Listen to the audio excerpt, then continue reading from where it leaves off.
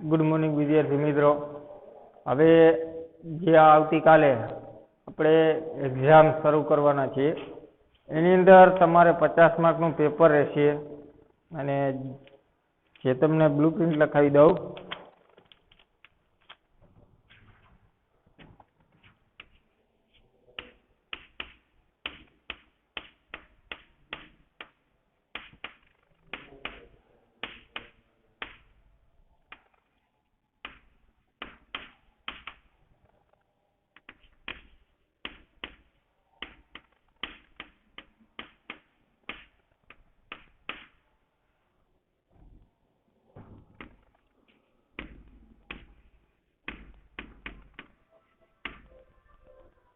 જે આપણે સત્રાંત પરીક્ષાની વાત કરી રહ્યા છીએ એટલે કે આવતીકાલ 18 તારીખે તમારું પહેલું પેપર હશે 50 માર્કનું। એ 50 માર્કના પેપરની અંદર તમારે અર્થશાસ્ત્રની અંદર પાઠ નંબર 1 2 3 4 અને 7 એટલે કુલ 5 પાઠ તમારે આ અભ્યાસક્રમમાં રહેશે। પણ જેની અંદર બ્લુપ્રિન્ટ કઈ રીતે પૂછાશે તો વિભાગે 10 વિકલ્પ 10 માર્ક,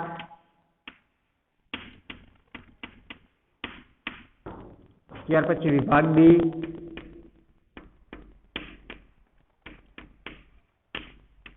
1 વાક્ય વાળા પ્રશ્ન,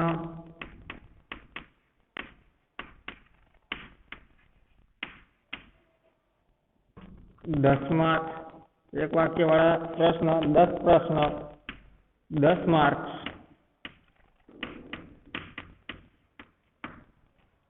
विभाग सी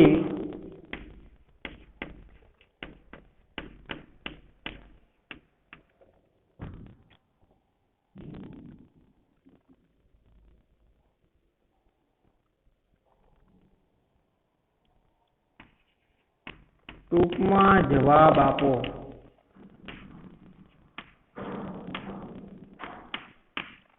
હવે એની અંદર જો વિભાગ સી ની અંદર કુલ 7 પ્રશ્ન હશે। કેટલા? કુલ 7 પ્રશ્નો, 7 માંથી તમારે 5 લખવાના થશે। કેટલા લખવાના થશે? કુલ 7 પ્રશ્ન છે, 7 માંથી તમારે 5 પ્રશ્ન લખવાના થશે અને એક પ્રશ્નના 2 માર્ક એટલે 10 માર્ક। અને વિભાગ બી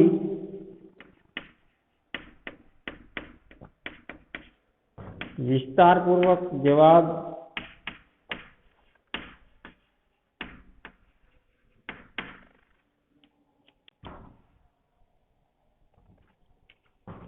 કુલ 7 પ્રશ્ન લખવાના થશે 4। કુલ 7 પ્રશ્ન હશે એમાંથી તમારે 4 લખવાના અને 20 માર્ક્સ।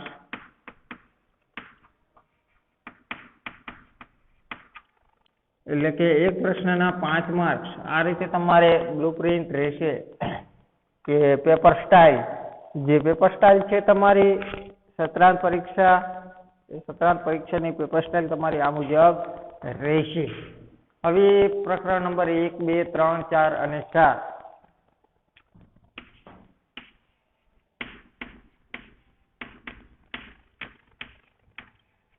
અભ્યાસક્રમ માત્ર ને માત્ર પાઠ્યપુસ્તક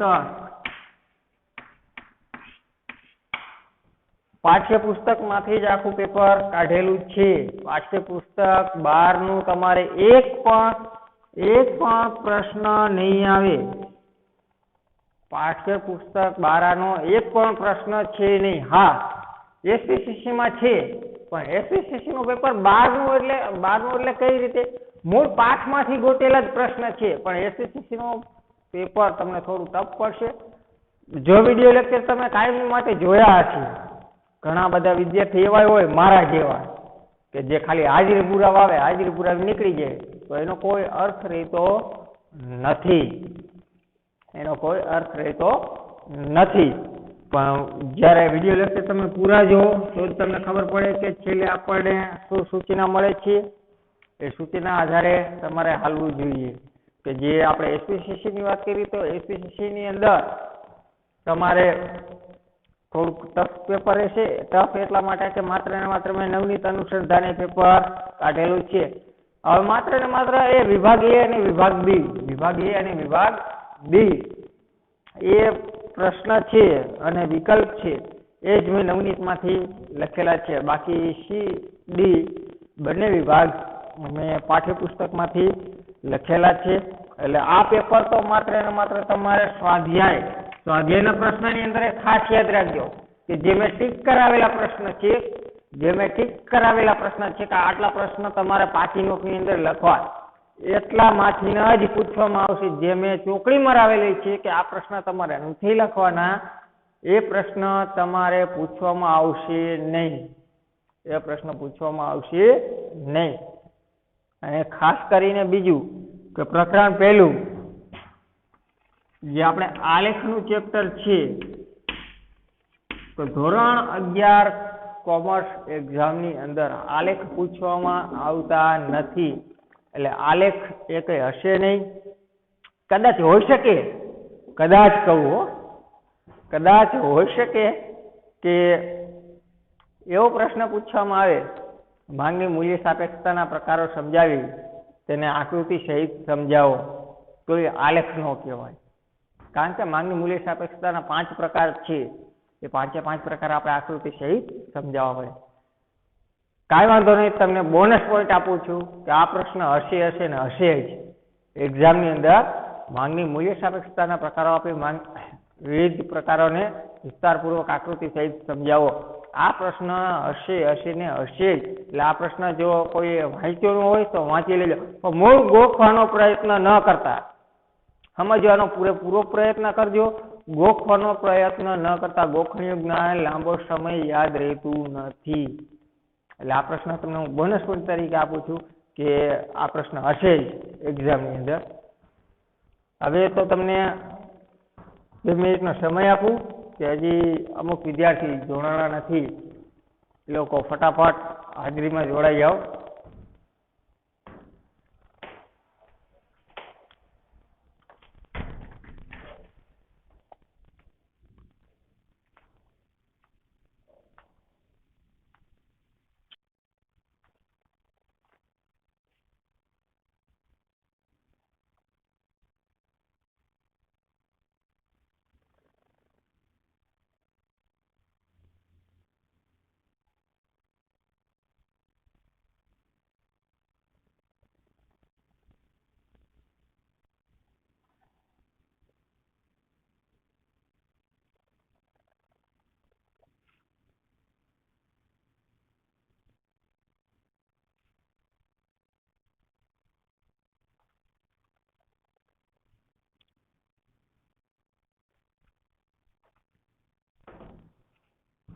ટૂંકા પ્રશ્નમાં એવા પ્રશ્ન આવી શકે કે ભારત ખેતી પ્રધાન દેશ છે, આ વિધાન ટૂંકમાં સમજાવો.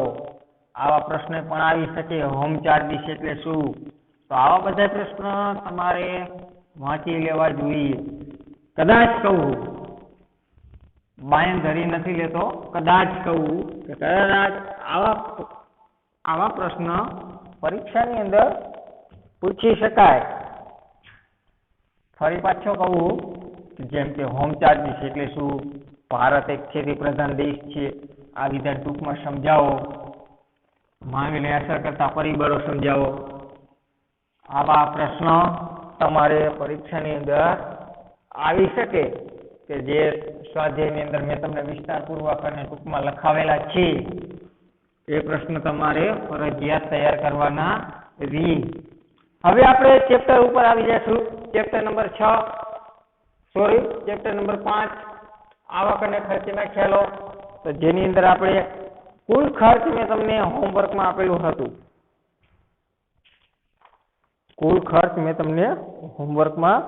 આપેલું હતું.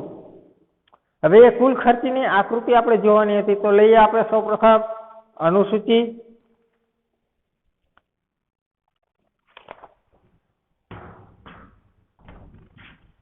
કુલ ખર્ચ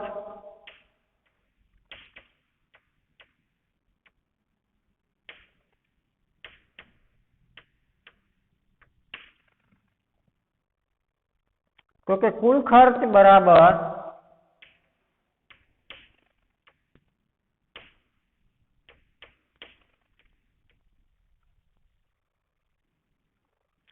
કુલ સ્થિર ખર્ચ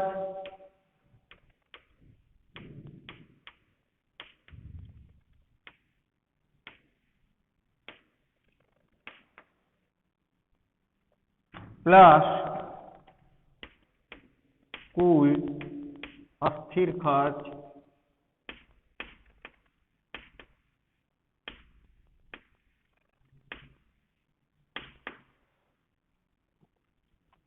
જેમાં ટીસી એટલે કે ટોટલ કોસ્ટ બરાબર equal to TFC, TC equal to TFC plus TVC. TFC એટલે તો કે ટોટલ ફિક્સ કોસ્ટ અને ટોટલ વેરિયેબલ કોસ્ટ. આ છે એનું સૂત્ર. તો હવે આપણે અહીંયા આનું સૂચી લઈએ. ઉત્પાદનનું પ્રમાણ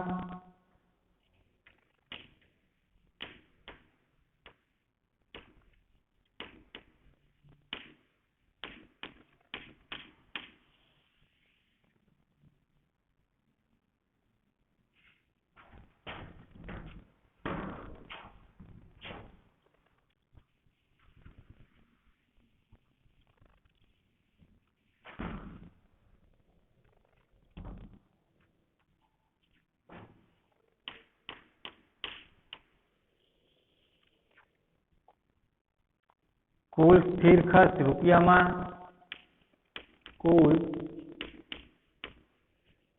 સ્થિર ખર્ચ રૂપિયામાં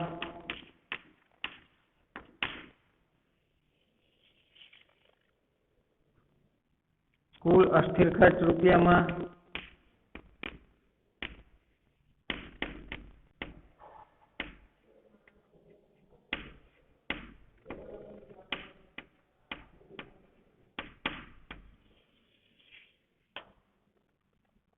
અને કુલ ખર્ચ રૂપિયામાં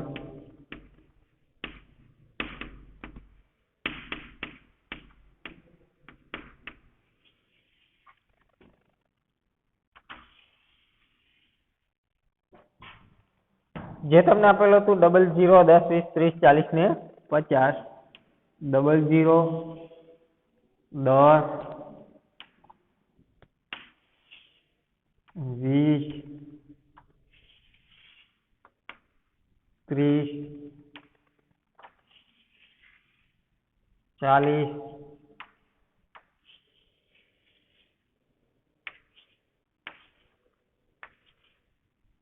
અને 50. કુલ સ્થિર ખર્ચ કેવું આપેલું છે તો કે સ્થિર 100 100 100 અને 100. કુલ અસ્થિર ખર્ચ તો કે 00 80 150 210 290 અને 390.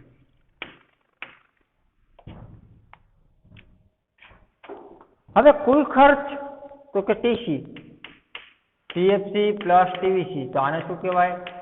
ટીએફસી. આને શું કહેવાય? ટીવીસી. હવે આ બંનેનો સરવાળો કરીએ એટલે આપણને શું જશે તો કે ટીસી એટલે કે ટોટલ કોસ્ટ. કુલ ખર્ચ રૂપિયામાં છે એટલે 100 plus 00 100 100 plus 80 180 100 plus 150 250 100 plus 210 310 100 plus 290 390 100 plus 390 490. આપણે અનુસૂચિ મળી. હવે તો કે આપણે સૌપ્રથમ વાય ધરી, આડી ધરી એક્સ ધરી આપણે દર્શાવી.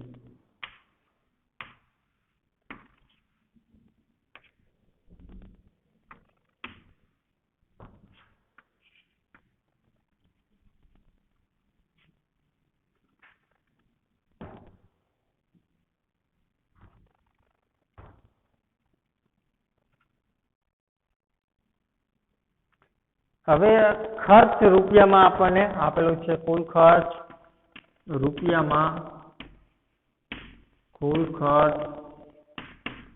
રૂપિયામાં આપણને વાયધરી પર દર્શાવવામાં આવેલું છે. કુલ ખર્ચ આપણે જોઈએ તો કુલ ખર્ચ આપણને ઓછામાં ઓછું 100 રૂપિયા અને વધુમાં વધુ 490 રૂપિયા મળ્યું છે. ઓછામાં ઓછું 100 રૂપિયા અને વધુમાં વધુ 490 રૂપિયા આપણને જોવા મળે.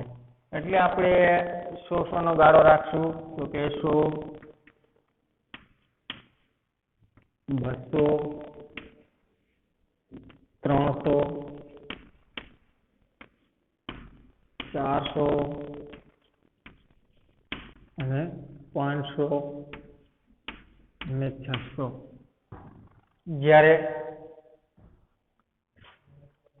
ઉત્પાદનનું પ્રમાણ એકમમાં તો કે 10 20 30 40 અને 50 ઉત્પાદનનું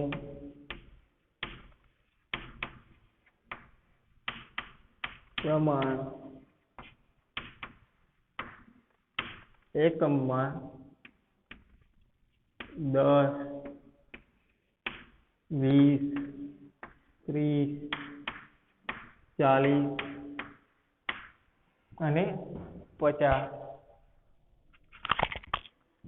છેલ્લું પણ આપણે લઈએ 60. હવે જે આપણે 0 દર્શાવ્યું. હવે જોવાનું કે પેલા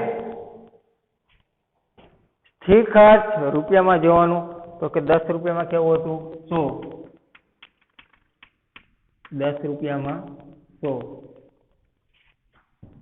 ઉત્પાદનનું પ્રમાણ જ્યારે 10 હતું ત્યારે કુલ સ્થિર ખર્ચ રૂપિયામાં કેટલું હતું 100. ડબલ 0માં અહીંયા પણ 100. જ્યારે ઉત્પાદનનું પ્રમાણ 20 થયું ત્યારે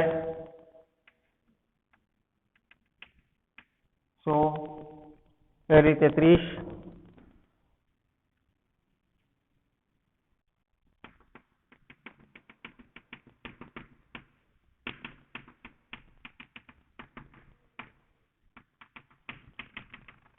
ચાલીસ 50.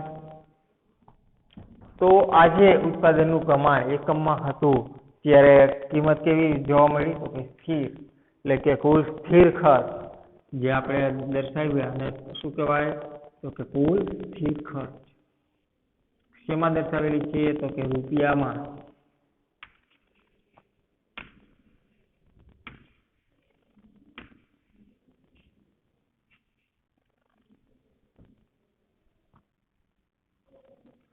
જે આપણે કુલ સ્થિર ખર્ચ રેખા દર્શાવી.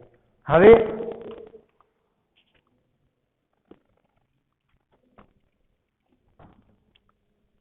અસ્થિર ખર્ચ રેખા દર્શાવવાની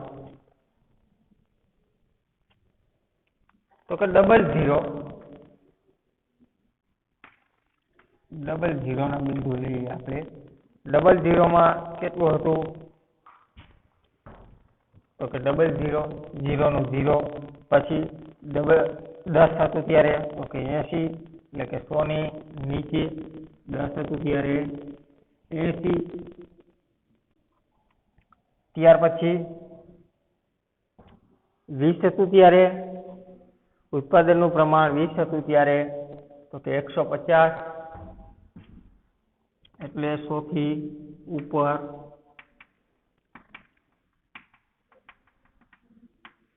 અહીંયા આપણે લઈએ જ્યારે ઉત્પાદનનું પ્રમાણ 30 હતું ત્યારે તો કે 210, એટલે 200 થી સેજ ઉપર.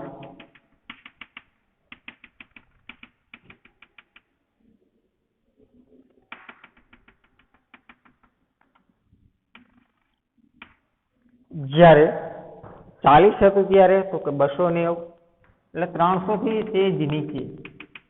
300 થી સહેજ નીચે.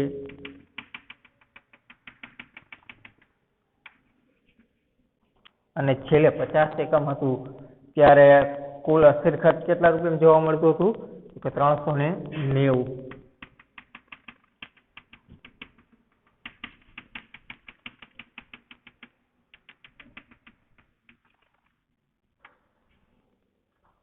કે જે આપણને જોડતી રેખા મળી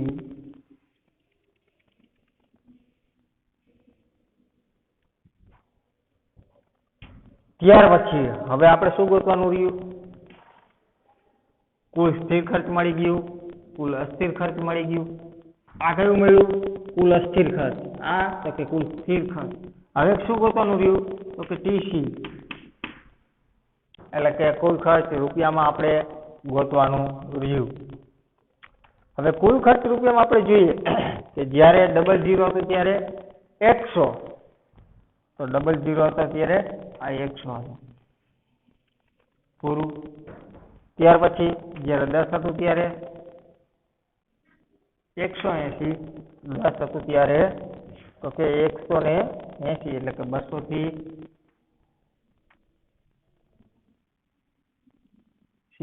નીચે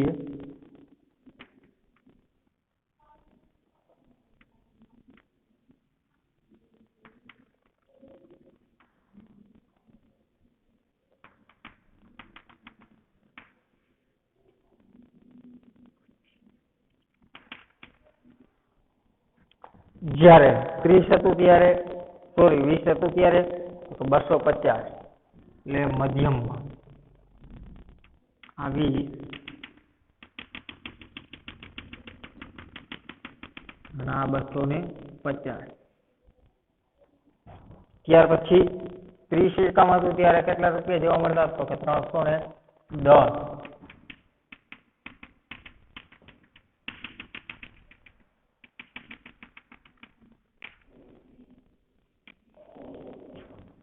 ચાલીસ એકમ હતા ત્યારે 390, 400 થી નીચે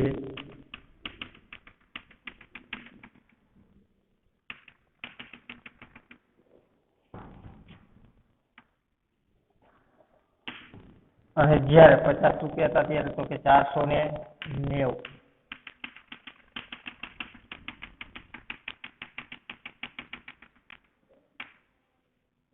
તો જે આ જોડતી રેખા થઈ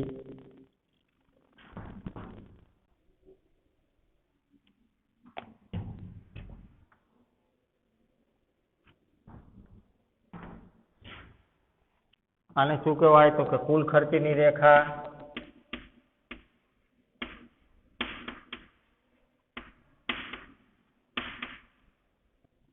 ટીસી અને આને ટીબીસી, કુલ અસ્થિર ખર્ચની રેખા.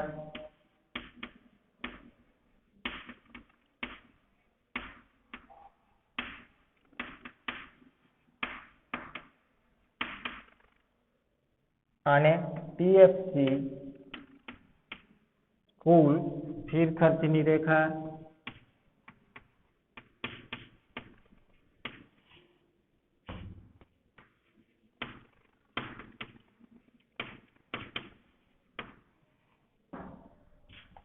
હવે આપણે જોઈએ તો આ જે બિંદુ છે એને નામ આપી એ, આને નામ આપી બી, આને નામ આપી સી,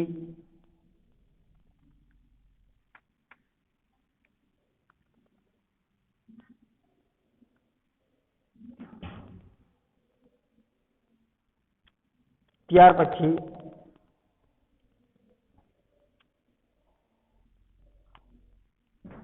આને નામ આપ્યું ઈ, એફ અને જી, અહીં આપણે નામ આપી Q1 અને Q2.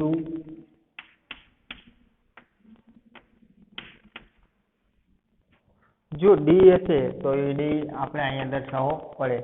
ABCD EF G આપણે એટલા જ બિંદુના નામ દર્શાવ્યા. તો હવે આપણે અહીંયા કુલ ખર્ચ કઈ રીતે મેળવવું કે જે આપણે આકૃતિ સમજ્યા. કે સૌપ્રથમ આપણે કુલ અસ્થિર ખર્ચ જોવાનો, એટલે કે કુલ અસ્થિર ખર્ચ કુલ સ્થિર ખર્ચ આપણને મળી ગયું. કુલ સ્થિર ખર્ચ એ કુલ સ્થિર ખર્ચમાંથી આપણે કયું જોવાનું હતું? તો કે આ બાદ કરી અને ત્યાર પછી કુલ અસ્થિર ખર્ચ, એટલે કે કુલ અસ્થિર ખર્ચની રેખા 0 થી ચાલુ કરી, અહીંથી આપણને રેખા મળી કુલ અસ્થિર ખર્ચની. ત્યાર પછી કુલ ખર્ચ કે આનો નાનો સરવાળો કેટલો થાય છે, એક સરવાળો આપણે લીધો કે આપણને આવી રેખા જોવા મળી. તો આપણે કુલ ખર્ચની રેખા આપણે જે આકૃતિ સહિત અહીંયા પૂરી કરી, પણ આકૃતિમાં OX ધરી પર ઉત્પાદન અને OY ધરી પર ખર્ચ દર્શાવવામાં આવે. જેમ જેમ ઉત્પાદન વધે તેમ તેમ સ્થિર ખર્ચમાં કોઈ ફેરફાર થતો નથી, તે સ્થિર જ રહે. જો જેમ ઉત્પાદન વધે, જેમ ઉત્પાદનનું પ્રમાણ વધ્યું 10, 20, 30, 40 ને 50, પણ સ્થિર ખર્ચ કેવો જોવા મળ્યો? તો કે સ્થિર. કેવો જોવા મળે? કુલ ખર્ચ સ્થિર જોવા મળે. પરંતુ અસ્થિર ખર્ચ વધે છે. પરંતુ જે અસ્થિર ખર્ચ છે એ કેવો વધ્યો? તો કહે જેમ જેમ ઉત્પાદન વધ્યું એમ અસ્થિર ખર્ચ કેવો જોવા મળે? તો કે વધતો જતો જોવા મળે છે. 00, 80, 150, 210, 290, 390, કે જેમ ઉત્પાદન વધે છે એમ અસ્થિર ખર્ચ વધતું જતું જોવા મળે. પરિણામે ઉત્પાદન વધતા કુલ ખર્ચ પણ વધે છે. પરિણામે ઉત્પાદન વધતા કુલ ખર્ચ પણ કેવું થાય? વધી જાય. કારણ કે અસ્થિર ખર્ચમાં વધારો આવ્યો એટલે કુલ ખર્ચમાં વધારો થાય જ. કારણ કે કુલ સ્થિર ખર્ચ અને કુલ અસ્થિર ખર્ચનો સરવાળો બરાબર કુલ ખર્ચ આપણને મળે. હવે સ્થિર ખર્ચની રેખા OY ધરી પર P બિંદુથી શરૂ થાય તે દર્શાવે કે જ્યારે ઉત્પાદન 00 હોય ત્યારે પણ કુલ સ્થિર ખર્ચ તો OP જેટલું જ હોય અને કુલ જેમ જેમ ઉત્પાદન વધે એમ એમ કુલ સ્થિર ખર્ચ સ્થિર રહે, પણ કુલ અસ્થિર ખર્ચ વધતું જાય. તેથી કુલ અસ્થિર ખર્ચની રેખા ડાબી બાજુથી જમણી બાજુ નીચેથી ઉપર તરફ જતી હોય અને કુલ ખર્ચની રેખા તેને સમાંતર ઉપર હોય. કે આપણે જોઈ કુલ અસ્થિર ખર્ચની રેખા તો એ ડાબેથી જમણી બાજુ અને આ તો કે એનાથી સહેજ ઉપરના ભાગ ઉપર જતી જોવા મળે છે. હવે આપણે જોઈએ કે જ્યારે પેલું ઉત્પાદન શૂન્ય હોય ત્યારે કુલ અસ્થિર ખર્ચ પણ શૂન્ય હોય. જો ઉત્પાદન શૂન્ય હોય, હંમેશા યાદ રાખો ઉત્પાદન શૂન્ય હોય ત્યારે કુલ અસ્થિર ખર્ચ કેવું હોય? શૂન્ય જ હોય. અહીંયા પછી કોઈ આંકડા દર્શાવવામાં આવતા નથી. ઉત્પાદન શૂન્ય હોય ત્યારે કુલ અસ્થિર ખર્ચ OP હોય, એટલે કે શૂન્ય અસ્થિર ખર્ચ શૂન્ય અને કુલ ખર્ચ શૂન્ય જ હોય. હવે ઉત્પાદન તો કે QQ1 OQ1 0 હોય, એટલે કે 0 Q1 હોય ત્યારે કુલ અસ્થિર ખર્ચ Q1B હોય અને અસ્થિર ખર્ચ Q1C અને કુલ ખર્ચ Q1A છે, કે જે આપણે આકૃતિમાં દર્શાવ્યા મુજબ. ઉત્પાદન 0 Q2 હોય ત્યારે કુલ સ્થિર ખર્ચ Q2 of F હોય છે અને અસ્થિર ખર્ચ Q2G અને કુલ ખર્ચ Q2E જેટલું હોય છે, જે આપણે આકૃતિમાં દર્શાવ્યા અનુસાર. તો હવે આપણે આપણો લેક્ચર અહીંયા પૂરો કરી અને આવતીકાલે જે આપણે સરેરાશ સ્થિર ખર્ચ અને સરેરાશ અસ્થિર ખર્ચ છે આ બંને મુદ્દા આપણે અભ્યાસક્રમમાં લેવાના છે નહીં. એટલે 5.3.6 નો મુદ્દો સરેરાશ ખર્ચથી આપણે અભ્યાસ કરશું. ત્યાર પછી સીમાંત ખર્ચ છે, એટલે કાલ સરેરાશ ખર્ચનો આપણે અભ્યાસ કરશું. તો હવે આપણે આપણો લેક્ચર અહીંયા પૂરો કરી અને ખાસ કરીને બધાને બેસ્ટ ઓફ લક આવતીકાલની એક્ઝામ માટે. બધાના પેપર સારી રીતે લખાય અને સારી રીતે પેપર જાય અને બધા વિદ્યાર્થીઓ વાંચવામાં થોડી સાહિત્ય રાખે, એટલે કે વાંચવામાં થોડો સમય વધારે